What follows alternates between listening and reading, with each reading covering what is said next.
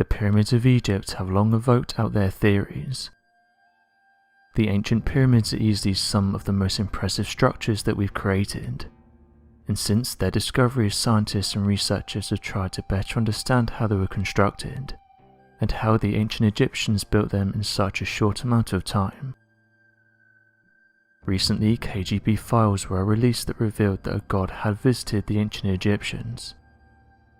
For those unaware, the KGB was the main security agency for the Soviet Union, and this was from March 1954 until December 1991. Dr. Viktor Ivanovich, who was serving as the science advisor for the Advanced Propulsion System, revealed that he had access to secret files about a mission called Project ISIS. He said that during this project the KGB had insiders who worked for the Egyptian government, and that during phone calls that discussed the Great Pyramids, they had the conversations taped so they could listen in. In 1960, Dr. Ivanovich came forward and said that Sami Sarif, who was the Egyptian Minister of Presidential Affairs, captured a conversation that none of them expected. The Egyptian tape recording was played during Amazon Prime's secret KGB files, and revealed that it was captured on the 24th of July 1960. Dr. Ivanovich said the following about the discovery. One of the top officials phoned his brother revealing that two archaeologists had stumbled upon a hidden tomb. They had apparently remained delirious for a few days, and finally went to the hospital. When they got there, they repeated only 3 words: "Tomb of Visitor." This is a reference to the grave of an Egyptian god who does not exist in the Egyptian pantheon. He has a special sign as a visiting god. End quote. Dr. Ivanovich went on to explain that long before the time of the ancient Egyptians and pharaohs, there was a god that came down from the skies with others of their kind, and they had passed on their knowledge and wisdom to the people of Earth before leaving. Dr. Ivanovich, who was also an astrophysicist and neurologist, said that one of these godlike beings actually passed away on our planet, revealing that a top-secret tomb within the Great Pyramid was actually constructed for the god, and that top Egyptian officials revealed this during the phone call. Since then, various researchers have tried to track down what happened to the secret tomb, but it's reported that Egyptian and other officials have taken the being out of the pyramid, and have placed it in a secret location. Since then, various people have speculated that the ancient Egyptians had helped building these incredible structures. Looking at the structure from a purely mathematical standpoint, the Great Pyramids of Giza consist of roughly 2.3 million stone blocks, with each ranging from 2.5 to 15 tons. According to supposed Egyptian documents discovered in nearby tombs and areas regarding the pyramids, the pharaoh recorded that only 20,000 workers built the pyramids over the course of 20 years. If that turns out to be the case according to these ancient Egyptian records, then that would mean to meet this requirement, each worker would need to cut a block with perfect precision from a quarry, move this block to the pyramid alone, a task already impossible for a single man to do, and then pull the block up the pyramid into its position without any help once every 30 days. This would mean that each block would have to be placed once every 2.5 minutes in perfect unison, with each of the 20,000 workers performing without a break. In 2017, scientists studying the pyramid announced they had found a previously unknown void inside the pyramid, and it's estimated to be around 30 meters long. The last time any kind of big structure inside the pyramid was discovered was in the 1800s. This new void was found using a process called muon radiography. This method utilizes cosmic rays to locate voids or cavities inside of structures. This new discovery is being compared to the previously discovered Grand Gallery of the pyramid. The Grand Gallery is a 150-foot long corridor that goes directly to the bell room of Corfu. This corridor is also around 26 feet tall, and sits below the newly discovered area. Still, it's completely unknown what or if anything lies within this area, and what it was used for. It could be several smaller rooms, or one large area. At the moment, scientists have said they don't know.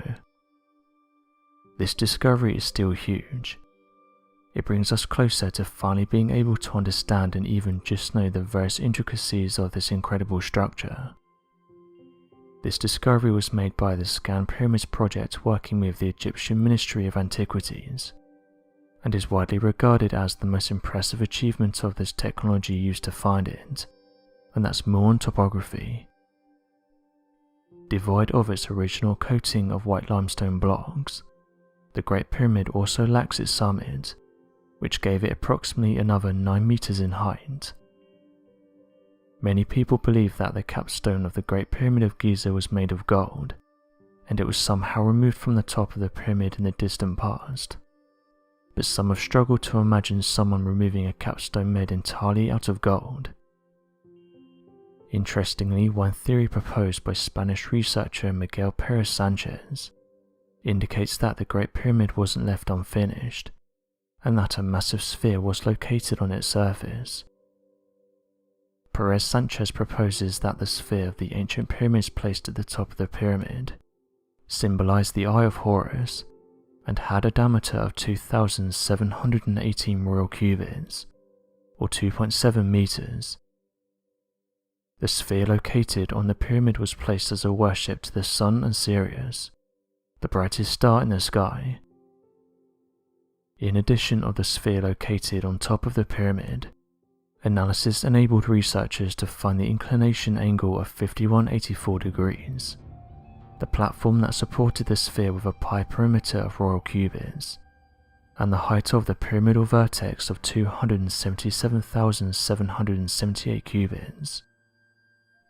According to Perez Sanchez, the discovery of the original shape and dimensions of the Great Pyramid, its reconstruction and analysis revealed an architecture made of pure mathematics, geometry and astronomy.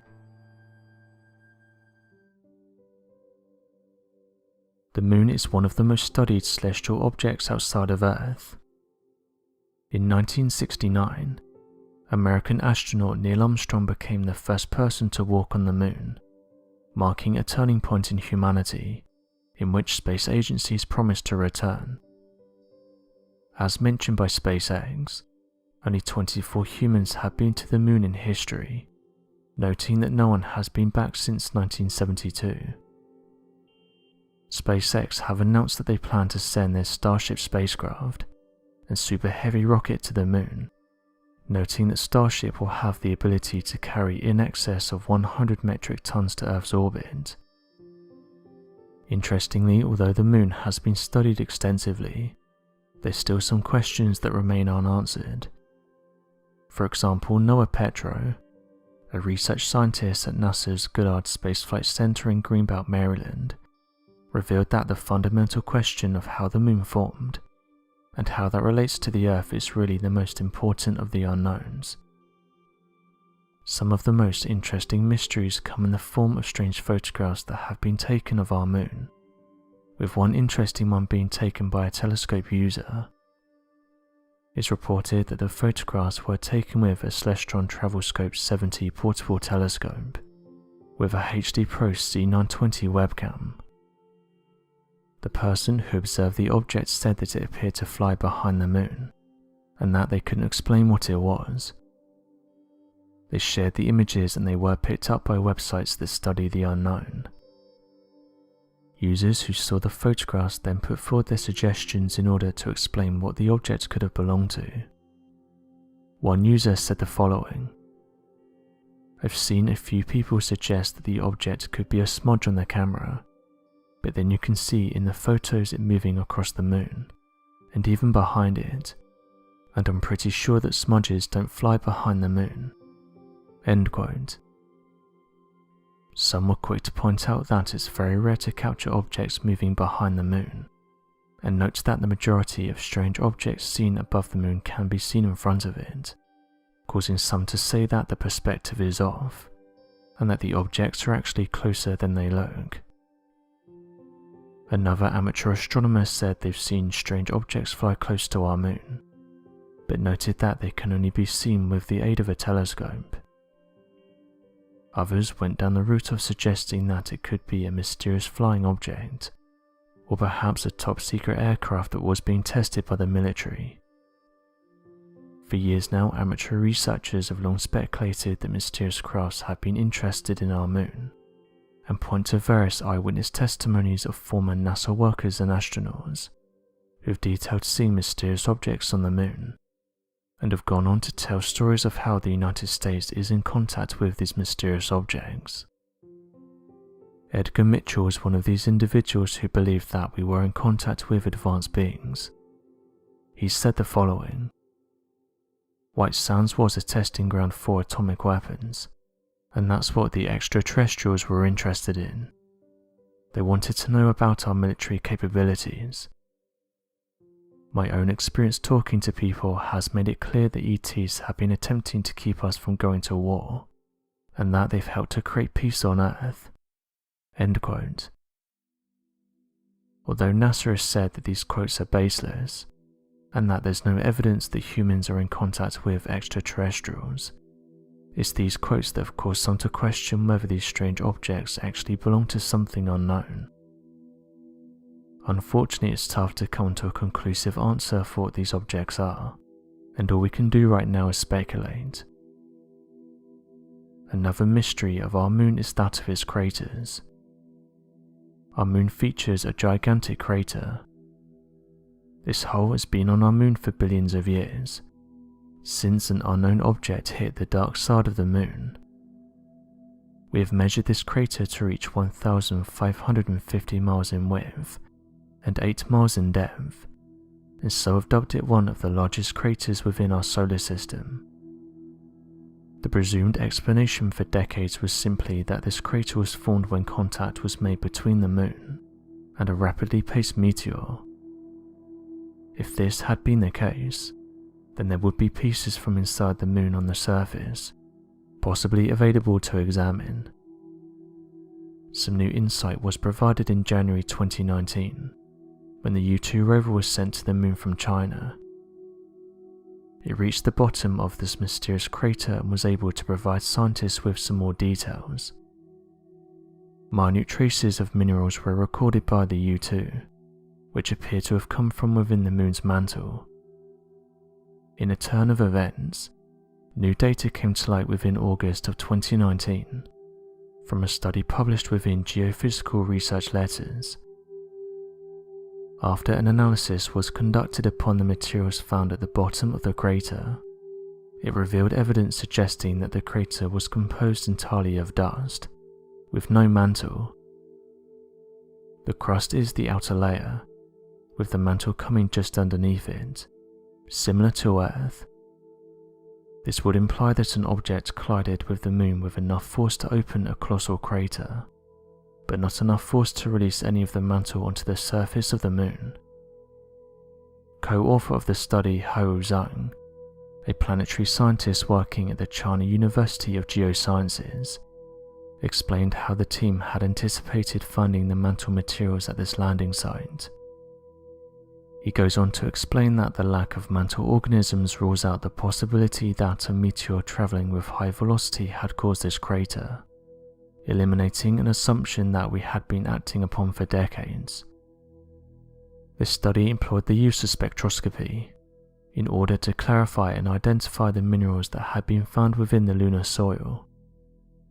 This process observes how each grain is reflected within both visible and near-infrared light. This study was carried out using the equipment U-2 was already armed with, performing these reflection tests on 6 different areas of soil, ranging up to approximately 175 feet away from the landing site. An already established database allowed each mineral to be identified based upon size, reflectance and degradation, which often occurs as a result of solar wind. Within every sample, it was evident that the primary mineral in the moon's surface is plagioclase. We know this is common in the crust of Earth and the moon, but that it isn't likely to be found within the mantle. this mineral composition supports the meteor theory, but then the unanswered question remains as to what created this crater. If it were a meteor, then why aren't there chunks of mantle all over the surface? So what do you make of these moon discoveries and mysteries? Be sure to leave your questions and answers in the comments section below, and help us to grow this community while working to solve these unexplained mysteries. Thank you for watching, and don't forget to subscribe for more videos.